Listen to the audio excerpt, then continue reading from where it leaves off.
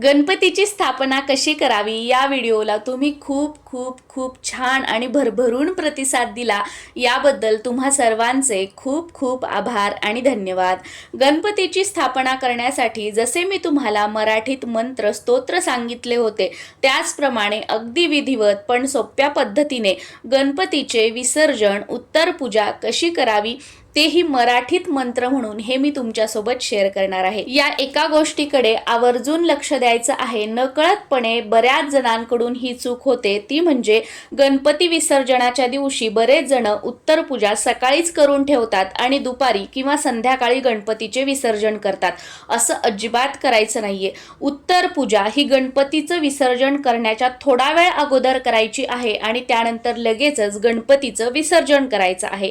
गणपतीची स्थापना केल्यानंतर आपापल्या परंपरेनुसार त्या दिवशी आपल्याला गणपतीचं विसर्जन करायचं आहे। त्यानंतर आपल्याला आचमन करायचं आहे। आचमन केल्याने आपल्या शरीराची व मनाची शुद्धी होते। त्यासाठी डाव्या हाताने उजव्या हातावर पाणी घ्यायचं आणि म्हणायचं ओम केशवाय नमः व ते पाणी पिऊन घ्यायचं। मग आपल्याला केलेला संकल्प सोडावा सुद्धा लागेल। त्यासाठी उजव्या हातात थोडंसं पाणी घ्यायचं, त्यामध्ये हळद कुंकू अक्षदा टाकायच्या, एक फूल टाकायचं आणि म्हणायचं हे गणपती बाप्पा मोठ्या थाटामाटात 27 ऑगस्ट 2025 रोजी बुधवारी मी तुमची स्थापना केली होती आणि आज म्हणजे ज्या दिवशी विसर्जन तुम्ही करणार आहात, जसं की 1.5 दिवसाला 5 दिवसाला 7 दिवसाला किंवा अनंत चतुर्दशीच्या दिवशी, त्या दिवशीची तारीख आणि वार बोलायचा आहे। विधिवत तुमचे विसर्जन करत आहे। तुम्ही सोन्याच्या पावली आमच्या घरात आले आहात। तुमच्या येण्याने माझ्या या घरात सुख शांती समृद्धी आणि भरभराट आली आहे, ती अशीच कायम राहू द्या। मराठीमध्ये म्हणायचं हे गणपती बाप्पा मी तुम्हाला स्वच्छ पाण्याने स्नान घालत आहे।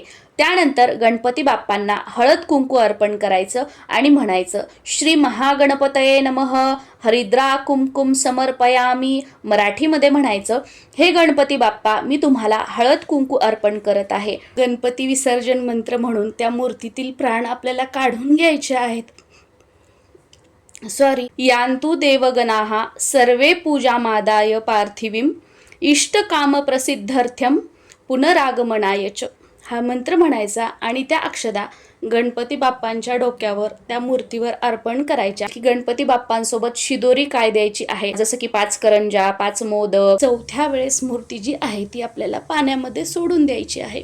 आणि तुम्ही जर घरी विसर्जन करणार असाल तर सेम याच पद्धतीने तुम्हाला घरी पूजा करायची आहे आणि घरी एखाद्या टाकीमध्ये व बकेटामध्ये पाणी घेऊन त्याच्यामध्ये बाप्पांची मूर्ती विसर्जन करायची आहे।